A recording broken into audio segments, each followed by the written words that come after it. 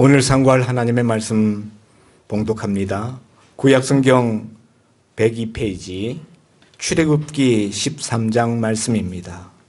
구약성경 102페이지 출애굽기 13장 17절 말씀부터 끝절 말씀까지 한 절씩 교독하여 봉독합니다. 17절 바로가 백성을 보낸 후에 블레셋 사람의 땅의 길은 가까울지라도 하나님이 그들을 그 길로 인도하지 아니하셨으니 이는 하나님이 말씀하시기를 이 백성이 전쟁을 하게 되면 마음을 돌이켜 애굽으로 돌아갈까 하셨습니다.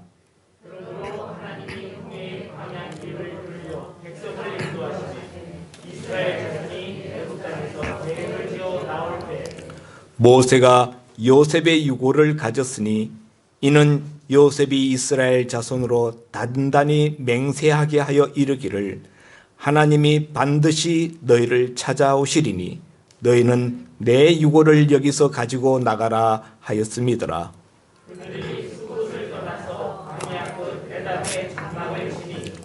여호와께서 그들 앞에서 가시며 낮에는 구름 기둥으로 그들의 길을 인도하시고 밤에는 불 기둥을 그들에게 비추사 낮이나 밤이나 진행하게 하시니 낮에는 구름 기둥 밤에는 불 기둥이 백성 앞에서 떠나지 아니하니라.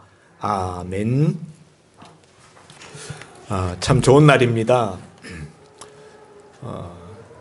이제는 춥지도 않네요. 눈도 없고 얼음도 없고 손이 시리지도 않고 춥지도 않은 그런 계절이 된 것 같습니다. 오늘 본문의 말씀을 가지고 나눌 은혜의 제목은 구름기둥 불기둥입니다. 우리 교회가 무슨 교회죠? 구름기둥 불기둥의 운하교회인데요. 구름기둥 불기둥에 대한 말씀을 오늘은 중심으로 하여서 본문 말씀을 상고하고자 합니다. 때는 바야흐로 이스라엘 백성들이 애굽에서 400년 동안 노예살이 종살이를 하다가 마침내 그 애굽의 노예 생활을 청산하고 이집트에서부터 탈출, 해방된 시점의 이야기를 오늘 우리에게 들려주고 있습니다. 17절에 보니까 바로가 백성을 보낸 후에 바로가 이스라엘 백성들을 보내지 않으려고 얼마나 악다구니를 부렸습니까?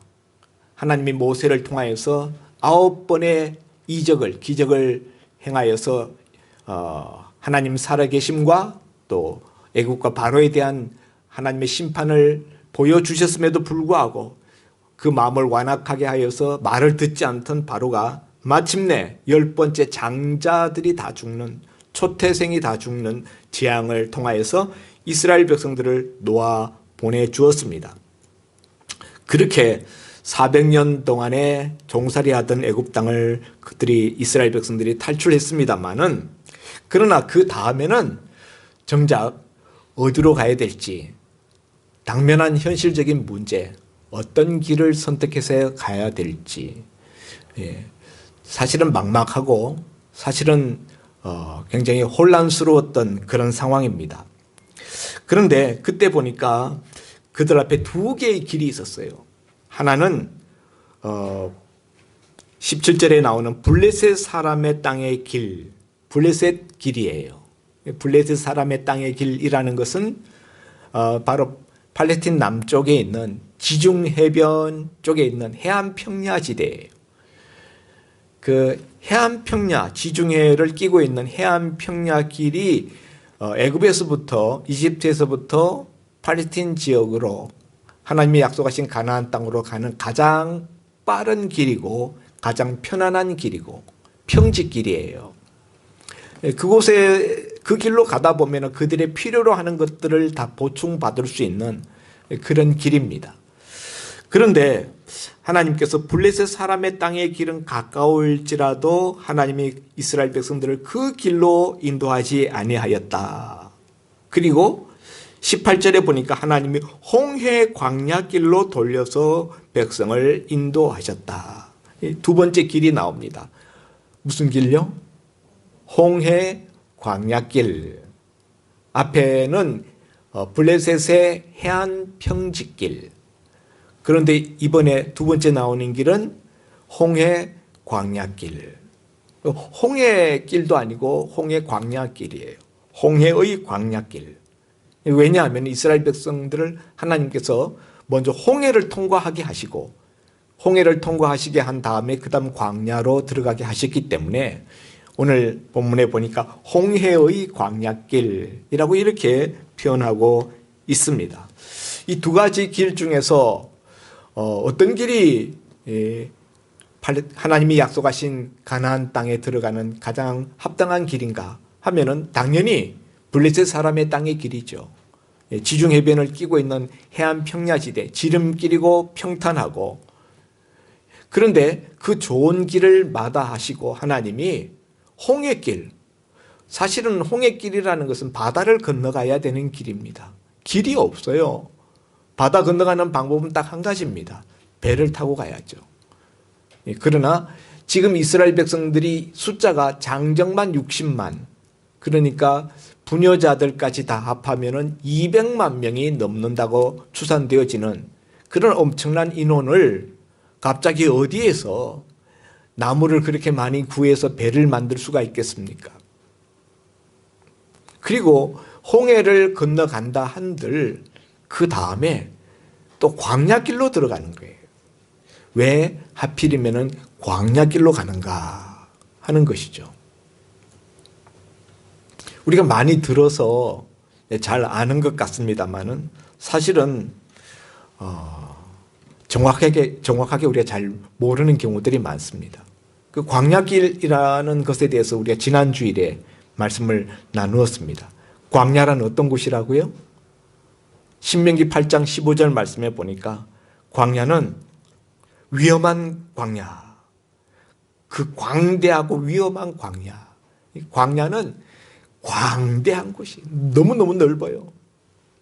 우리나라는 거기다 갖다 던져 놓으면 진짜 뭐 한 구석에 퐁당 빠져버리는 그런 곳이 광야입니다.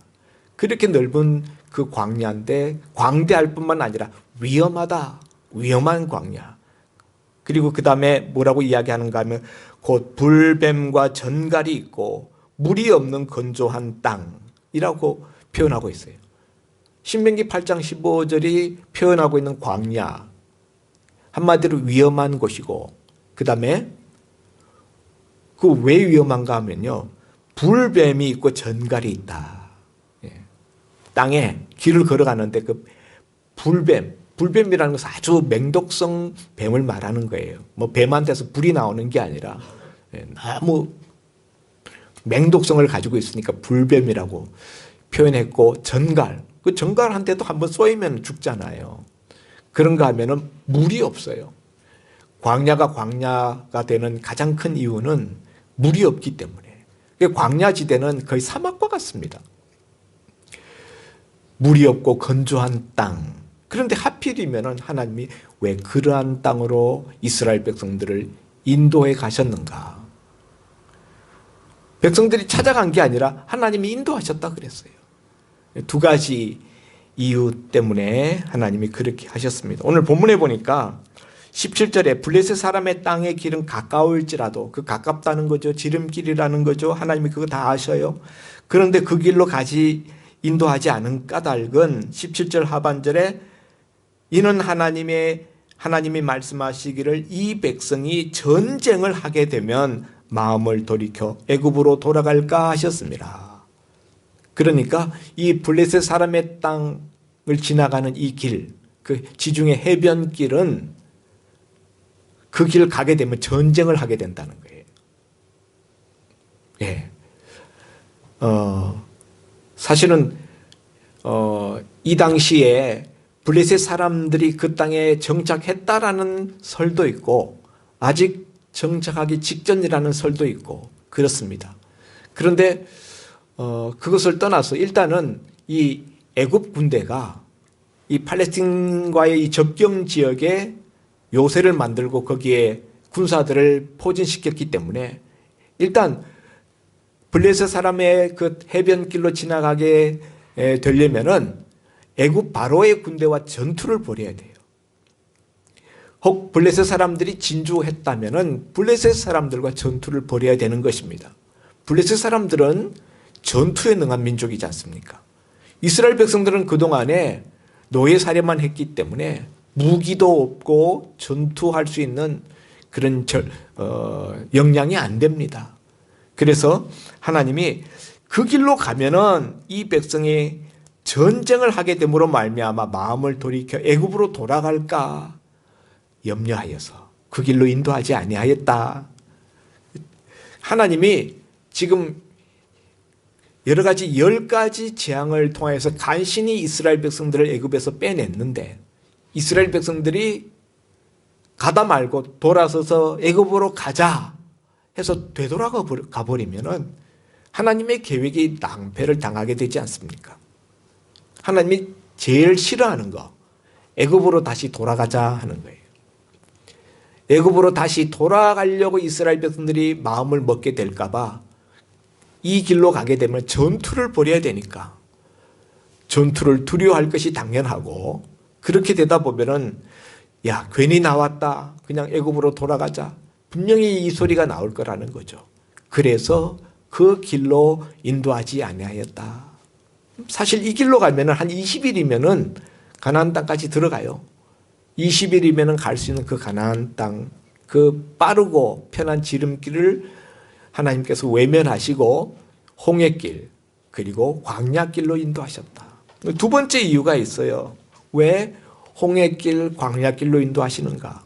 방향을 보십시오. 시나이 반도가 이렇게 있는데요. 삼각형 모양으로 있는데 맨 그 왼쪽 꼭대기 쪽에서 이제 홍해가 있거든요. 홍해를 건너서 그다음 광야로 들어가요. 시나이 반도 그 중간 지점을 이렇게 타고 내려가면서 그 삼각형 모양의 맨 아래쪽에 있는 곳을 향해서 내려갑니다. 거기에 뭐가 있죠? 시나이 반도 이렇게 있어요. 광야인데 맨 밑에 여기 시내산이 있어요. 시내산. 이 시내산의 한 자락 거기가 바로 호렙산이죠.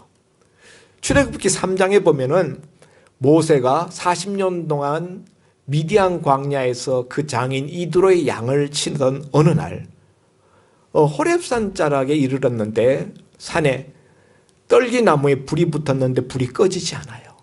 모세가 야, 저 떨기나무에 불이 붙었는데 왜 꺼지지 않지? 이상하다. 신기한 그 광경을 보려고 가까이 접근했을 때 불 가운데서 여호와의 음성이 들립니다. 모세야 모세야 내가 선 곳은 거룩한 곳이니 내 발에서 신을 벗으라. 그리고 난 다음에 하나님께서 너는 바로에게 가서 내 백성을 구원해내라. 그러니 모세가 내가 누구간데 바로에게 가서 이 백성을 구원해낼 수 있겠습니까? 그러니 하나님께서 말씀하시기를 내가 너와 함께 가겠다. 내가 너와 함께 하겠다. 출애굽기 3장 12절에 있는 말씀이에요. 잠깐 볼까요? 출애굽기 3장 12절. 하나님이 이르시되 내가 반드시 너와 함께 있으리라. 내가 그 백성을 애굽에서 인도하여 낸 후에 너희가 이 산에서 하나님을 섬기리니 이것이 내가 너를 보낸 증거니라. 내가 어떻게 그런 엄청난 일을 할 수 있겠습니까? 라고 모세가 하나님 앞에 의문을 제기할 때 하나님께서 내가 반드시 너와 함께 하겠다. 그리고 너희가 애굽에서 나온 다음에 이 산, 시내산이죠. 호렙산 다른 말로 시내산이에요. 이 시내산에서 이 호렙산에서 너희가 나를 섬길 것이다. 그렇게 될 것이다. 그것이 내가 너를 보낸 증거다. 이렇게 하나님이 말씀하셨다는 거예요. 자, 여러분 그러면은 출애굽했을 때에 이스라엘 백성들과 모세는 어디로 가야 될지도 사실 생각하지 못했어요. 그런데 하나님은 처음부터 계획을 가지고 계셨다. 무슨 계획이요? 이스라엘 백성들을 어디로 데려갈 계획이요? 시내산. 우리는 애굽에서 나오면 바로 가나안 땅으로 이스라엘 백성들이 들어갈 걸로 생각하고 하나님이 그렇게 계획했을 거라고 생각하는데 그거는 2차적인 거예요. 나중에 궁극적으로는 가나안 땅으로 인도하시지만은 출애굽기 3장 12절 말씀을 통하여서 알 수 있는 바는 하나님의 1차적인 목표는 이스라엘 백성들을 시내산에 데려오는 것이었다.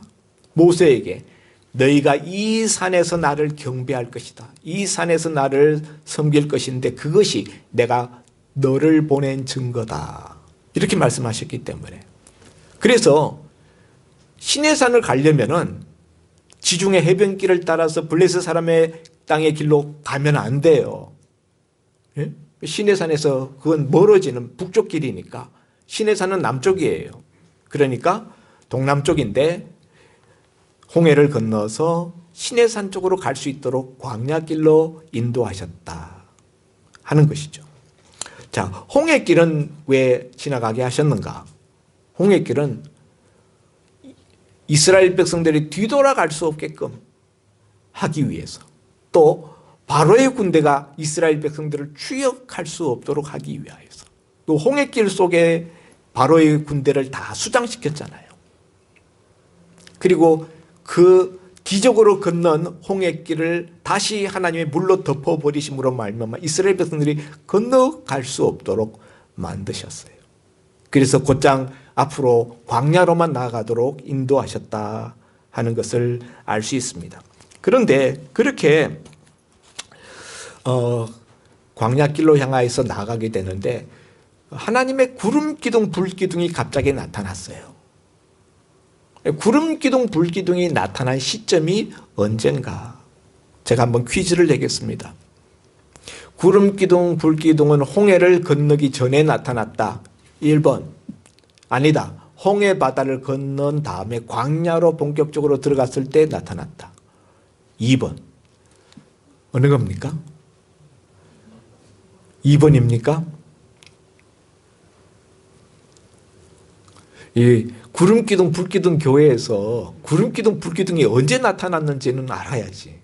예? 예. 홍해 바다 건너기 전에 구름기둥 불기둥이 나타났어요. 바로의 군대가 뒤따라왔을 때 불기둥이 앞에 있던 불기둥이 뒤로 가서 이스라엘 백성들과 바로의 군대 사이를 막아서서 이스라엘 백성들을 보호해 주었잖아요. 예? 그러니까 홍해 바다 건너기 전에 구름기둥 불기둥이 나타났다. 오늘 본문에 보면 정확하게 언제 구름기둥 불기둥이 나타났는지를 알 수 있습니다. 20절에 보니까 그들이 숫곳을 떠나서 광야 끝 에담의 장막을 치니 여호와께서 그들 앞에서 가시며 낮에는 구름기둥으로 그들의 길을 인도하시고 밤에는 불기둥을 그들에게 비추어 낮이나 밤이나 진행하게 하셨다. 언제 어디에서 나타났다고요? 광야 끝 에담의 장막을 치니 20절. 예, 광야 끝 에담. 여러분 여기 이제 이스라엘 백성들이 처음에 람셋에서 출발해서 람셋에서 숫곳을 거쳐서 숫곳에서 에담에 이르렀습니다. 에담이라는 곳은 어디에 위치하고 있는가 하면 광야 끝이라 그랬어요. 광야 끝이라는 말은 거기서부터 광야가 시작된다는 거예요. 그 이전에 이스라엘 백성들이 지나온 람셋이나 숫곳이나 이런 곳들은 광야가 아니에요. 도시들이 있는 곳이고 마을이 있는 지역인데 에담에 이르렀을 때 에담 여기서부터 이제 광야가 시작되는 거예요. 여기서부터 이제 광대한 광야가 펼쳐지고 그리고 그 앞에 홍해도 있습니다. 그런데 바로 광야가 시작되는 그 시점에 하나님의 구름기둥 불기둥이 이스라엘 백성들 앞에 나타났다는 거예요. 예, 그러니까 하나님은 광야에 들어서자 이스라엘 백성들 앞에 나타나셔서 친히 앞장서서 가시면서 이스라엘 백성들을 인도하셨다 하는 것을 알 수가 있습니다. 자, 그런데 여러분, 이 구름기둥 불기둥이라는 것이 이전에 있었던 것입니까? 이전에는 전혀 없었던 거예요. 성경 우리가 아무리 읽어봐도 그 전에 언제 구름 기둥이 나타났다, 불 기둥이 나타났다 이런 말씀을 우리가 발견할 수가 없습니다. 그러니까 이것이 일반적인 것이 아니라는 거죠. 이거 아주 특별한 것이고 초자연적인 것이에요. 그런데 이 구름 기둥, 불 기둥이 나타났을 때 이스라엘 백성들의 입장에서 갑자기 거대한 토네이도 같은 그런 구름 기둥이 그들 앞에 나타나서 그 구름이 쫙 그냥 하늘에 덮여버렸어요. 어떤 느낌이 들었을까요? 밤중에는 그 구름 기둥이 불 기둥으로 바뀝니다. 구름 기둥과 불 기둥이 따로따로 있는 게 아니에요. 똑같은 겁니다. 똑같은 건데 낮에는 햇빛 때문에 그냥 구름으로 보이고 밤에는 햇빛이 없어지면서 그것이 불 모양으로 불처럼 느껴졌던 것이죠. 그런데 그것이 영화에 보면 그 토네이도, 미국에 보면 거대한 토네이도가 막 회오리 바람처럼 막 해서 사람들 막 그 토네이도에 다 그냥 휩쓸리고 심지어 유조차도 거기에 빨려 들어가서 하늘로 다 날아 올라가고 그런 그 어마어마한 구름 기둥, 밤에 시뻘건 그 불기둥, 그걸 볼 때 이스라엘 백성들의 마음에 어떤 느낌이 들었을까요? 처음 보는 거예요. 난생 처음. 이스라엘 백성들은 애굽에서 하나님이 10가지 재앙을 내리는 것을 보았잖아요. 흑암의 재앙도 보았고요. 마치 무슨 재앙이 임하는 것 같은 느낌이 들지 않았을까요? 너무너무 신기하고 초자연적인 그런 그 놀라운 광경 앞에 먼저 마음이 두려웠을 것 같아요. 무시무시하다. 이게 도대체 뭐냐 이거예요. 그런데 하나님께서 왜 이런 모양으로 이스라엘 백성들 앞에 나타나셨을까요? 구름 기둥, 불 기둥은 한마디로 이야기하면 하나님의 임재를 표시하는 그런 사인이었습니다. 하나님의 임재를 표시하는 거였어요. 하나님이 거기 임재해 계시다 하는 것을 눈으로 보여주는 그런 실증물이었죠. 그런데 왜 하나님이 하필이면은 그런 식으로 이스라엘 백성들에게 나타나셨는가 하는 것이죠. 그건 현실적인 이유가 있습니다. 그 광야라는 곳은 낮에는 너무너무 뜨거워요. 햇볕이 너무 뜨겁기 때문에 그냥 걸어가면은 그냥 일사병으로 쓰러져. 그렇기 때문에 하나님께서 구름 기둥으로 앞장서시고 그냥 구름 기둥만 앞에 있는 게 아니라 하늘을 구름으로 덮어서 이스라엘 백성들이 일사병으로 떼약볕 밑에 일사병으로 죽지 않도록 보호해 주시는 그런 은혜의 구름으로 구름 기둥으로 나타나셨던 거죠. 밤에는 불기둥, 광야에서 낮에 일사병으로 죽는 것보다 더 많이 죽는 것이 밤에 추위에 얼어 죽는 거예요. 낮에는 그렇게 더운데 밤에는 또 너무 추워요. 온도가 급강하합니다. 그래서 옷을 두껍게 준비해 입고 가지 아니하면은 밤에 되면은 얼어 죽습니다. 그래서 하나님이 이스라엘 백성들에게 갑자기 무슨 오버코트를 다 만들어 줄 수 없으니까 하나님 밤에는 구름 불기둥으로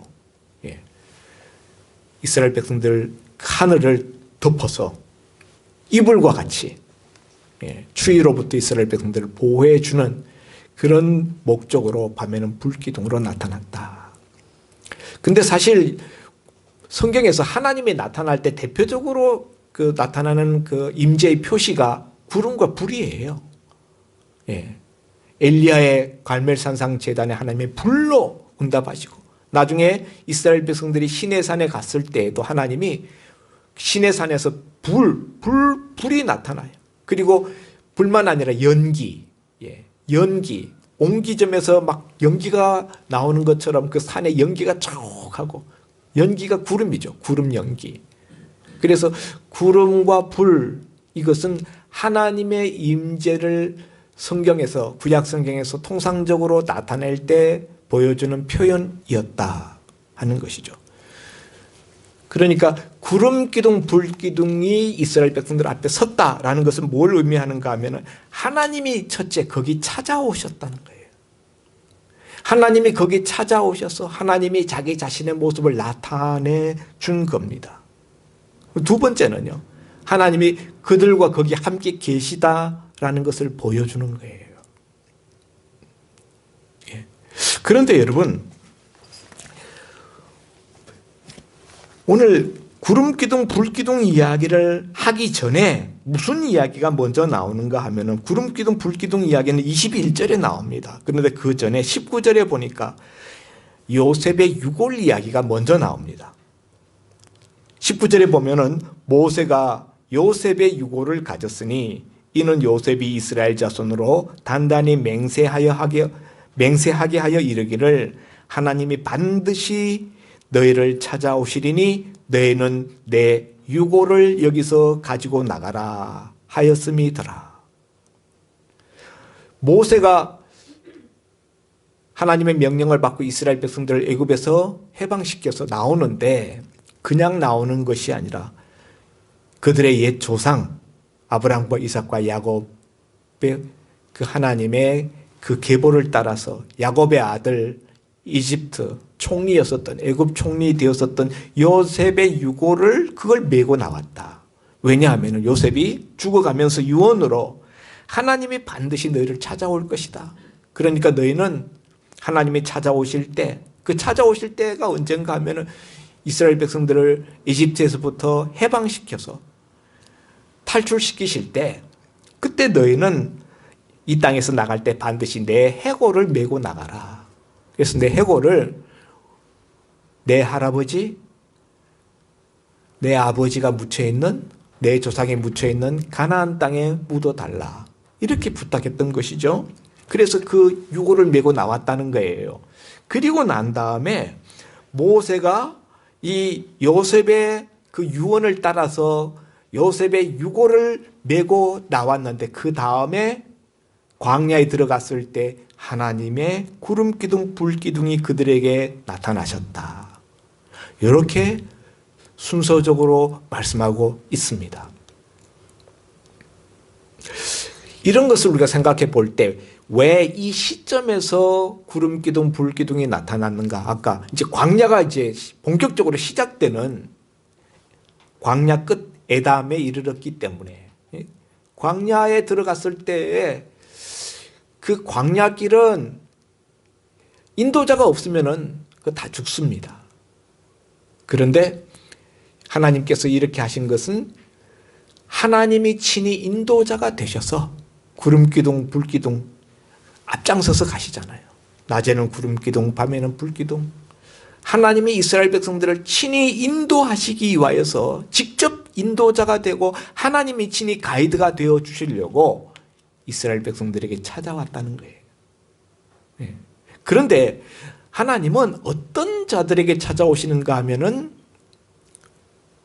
모세처럼, 이스라엘 백성들처럼 그 조상 하나님의 사람 요셉을 통하여 하나님이 주셨던 그 후손들에게 주셨던 약속의 말씀이죠. 하나님이 반드시 너희를 찾아오실 것이다. 하나님이 반드시 너희를 이 땅에서 해방시키실 것이다. 하나님이 반드시 너희들을 그 약속하신 우리 조상 아브라함과 이삭과 야곱에게 약속하신 그 땅으로 너희를 인도하실 것이다. 그때가 하나님이 찾아오시는 때인데 그때가 기필코 너희에게 도래할 것인데 그때는 너희가 내 해골을 메고 나가라 하는 그 조상 요셉의 그 유언을 하나님의 음성으로 듣고 그 말씀을 붙들고 그 말씀을 실천했었던 이들에게 하나님이 구름 기둥, 불 기둥으로 찾아오셨다는 거예요. 그러니까 하나님의 인도하심, 하나님의 함께하심, 하나님의 보호해 주심으로 상징되는 이 구름 기둥, 불 기둥은 그들이 하나님의 말씀 요셉을 통하여서 주어진 그 하나님이 반드시 그들을 약속의 땅으로 인도하신다라는 그 약속의 말씀을 붙들고 실행해 나가는 자들에게 하나님이 구름 기둥으로 불 기둥으로 나타나셔서 찾아가셔서 그들을 인도해 주신다는 사실을 우리들이 이 본문을 통해서 배울 수가 있습니다. 우리는 인생의 또 다른 광야를 살고 있습니다. 우리는 뭐 지금 애굽에서 우리가 뭐 지금 노예 해방받고 그런 건 아니지만은 우리는 영적으로 보면은 사단에게 죄에게 붙잡혀서 우리가 노예 생활을 하다가 우리가 홍해 바다를 건너면서 예수 그리스도의 십자가 보혈로 우리가 세례를 받고 우리가 하나님의 백성으로 거듭났습니다. 그렇지만 우리가 예수 믿고 난 다음에 걸어가야 되는 이 신앙의 길은 광야길과 같아요. 우리가 우리 인생이 주님 품에 가서 안길 때까지 이 길을 걸어가야 되는데 사실은 어떻게 걸어가야 될지 지도도 없고 막막합니다. 우리 앞에는 두려운 일들도 많고 불안한 일들 천지입니다. 근데 여러분 우리가 어떻게 이런 길을 우리가 걸어가야 되겠습니까? 어떻게 하면 잘 걸어갈 수 있을까요? 그건 하나님이 구름 기둥 불 기둥으로 우리에게 찾아오셔서 우리 앞에 앞장서 가시면서 우리를 인도해 주시면 될 줄 믿습니다. 아멘이죠? 근데 여러분 하나님이 지금은 뭐 구름 기둥으로 우리를 인도하지는 않습니다. 모양은 그런 식으로 나타나지 않지만은 하나님 보이지 않게 오늘 아까 제가 이슬 같은 하나님의 은혜에 대해서도 말씀드렸습니다만 읽어드렸습니다만 하나님은 지금도 당신의 자녀들에게 찾아오셔서 인도하시고 함께 해주신다는 사실이죠. 그런데 어떻게 해야 우리가 그런 하나님의 함께 해주심과 인도하심을 우리가 경험하고 그 은혜를 입을 수가 있을까? 그런 하나님의 그 축복을 우리가 받을 수가 있을까? 모세처럼 하라는 거죠. 그래서 오늘 본문에 모세가 요셉의 유고를 메고 나온 이야기를 넣고 있는 것입니다. 여러분 우리가 하나님의 인도를 받으려면은 하나님의 말씀, 하나님의 약속의 말씀을 붙들어야 돼요. 모세가 요셉의 유고를 메고 나왔다는 것은 요셉을 통해서 하나님이 말씀해 주신 그 약속의 말씀을 붙들었다는 거예요. 오늘 우리가 광야 같은 세상길을 우리가 걸어 나가면서 정말 우리 힘으로는 헤쳐나갈 수가 없습니다. 막막하고 두렵고 답답합니다. 그렇지만 하나님이 우리 앞에 앞장서셔서 우리와 함께 하시고 우리를 인도해 주시면은 넉넉히 우리가 건너갈 수 있습니다. 그러기 위해서는 우리가 모세처럼 하나님의 약속의 말씀을 붙들고 가야 된다. 그 길만이 살 길이에요. 그 길만이 광야를 무사히 건너갈 수 있는 길입니다.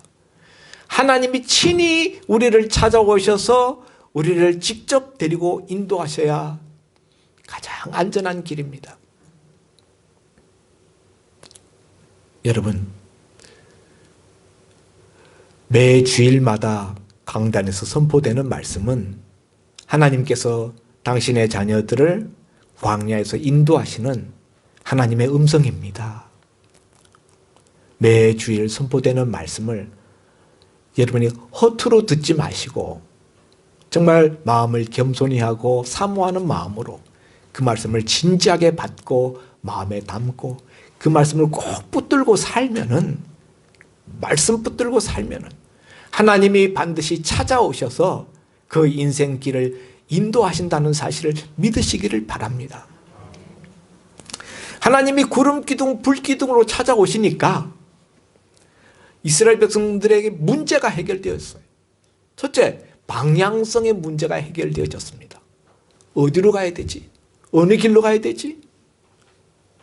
광야란 곳은 사실 길도 없어요. 정말 한만중입니다. 헤맬 수밖에 없는데 하나님이 딱 구름 기둥으로 앞장서시니까, 밤에는 불 기둥으로 앞장서시니까 그냥 따라가면 돼요. 따라가면. 방향성의 문제. 제일 큰 문제죠. 인생에서 방향성의 문제. 우리 자녀들을 우리가 부모가 되어서 우리가 인도를 하지만은 우리 자녀들의 앞길을 어떤 식으로 우리가 코치하고 인도해야 될까? 정말 부모가 되어서도 사실 쉽지 않은 문제입니다. 방향성의 문제가 해결되었다. 두 번째, 의식주의 문제가 해결되어졌어요. 하나님이 그들 가운데 계시고 그들 앞장서셔서 인도하시니까 의식주의 문제가 해결되어졌습니다. 하나님이 매일 아침마다 만나를 내려주시죠. 만나만 내려주시는 것이 아니라 매일 아침마다 이슬을 내려주셨죠. 그래서 양떼들을 먹일 수 있었죠. 하나님이 광야 가운데 곳곳에 숨겨놓은 오아시스 지대로 인도하셨어요. 그 이스라엘 백성들이 가다가 멈춘 곳은 다 오아시스 지대입니다. 그런데 때로는 오아시스 가기에는 너무 멀어서 중간에 물이 없는 곳에 이르렀을 때는 하나님이 친히 반석에서 물을 내셔서 반석에서 솟아나는 생수로 그들의 목 타서 죽어가게 되는 그 위험에서부터 건져 주셨습니다. 그런가 하면은 메추라기 떼를 보내서 고기를 먹게 해주셨죠. 의복이 해지지 않게 하시고 신발이 헤어지지 않게 하셨어요. 불뱀에 물렸을 때 불평원망하다가 불뱀에 물렸을 때는 구리뱀, 짱대뱀 만들어서 쳐다보면 살겠다. 살려주셨죠. 하나님께서 의식주의 문제를 해결해 주셨습니다. 낮에는 구름 기둥으로 뜨거운 태양볕을 가려주시고 밤에는 소미불 같은 불기둥으로 그들을 덮어주셨어요. 그런가 하면은 안전의 문제를 하나님이 책임져 주셨습니다. 아말렉 족속들이 쳐들어왔을 때 모세가 산꼭대기에 올라서 손을 드니까 이스라엘 백성들이 이기도록 하셨어요. 안전의 문제. 우리가 살면서 이 세 가지 문제가 제일 큰 문제 같아요. 방향성의 문제, 의식주의 문제, 안전의 문제. 근데 그 가장 중요한 이 문제들을 하나님이 다 해결해 주셨다는 거죠.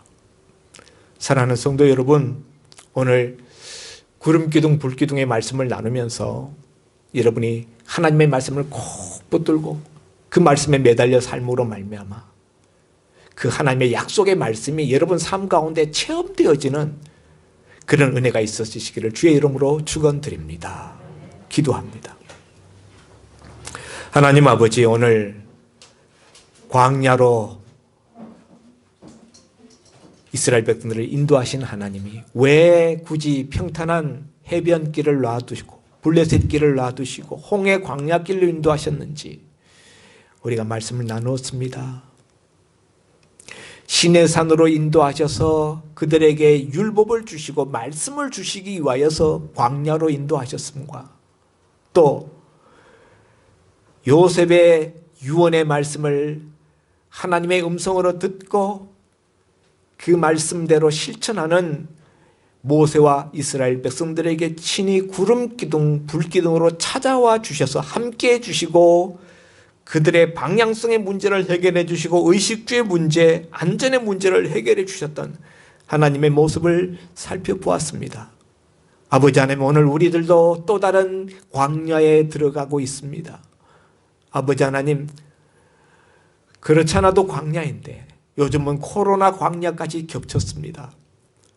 이런 위험한 이 광야 시대를 걸어가는데 우리에게 무엇보다도 하나님의 구름기둥, 불기둥이 필요합니다. 우리에게 찾아와 주시고 우리와 함께 해주시고 우리를 보호해 주실 그 하나님의 손길이, 그 하나님의 은혜가 우리에게 절필합니다. 이와 같은 은혜를 우리가 누리기 위하여서 말씀을 통하여 우리가 들었습니다. 하나님의 약속의 말씀을 붙드는 길이 살 길이요, 그것이 하나님이 우리에게 찾아오시는 길이요, 그 약속의 말씀을 붙들고 걸어갈 때 하나님이 우리를 지켜주시고 우리를 보호해 주신다는 사실을 말씀을 통하여 들었사오니 아버지 하나님, 앞으로 우리가 매주 주시는 이 말씀이 매일매일 우리에게 내려주시는 하늘 만나로 여기게 하여 주시옵소서.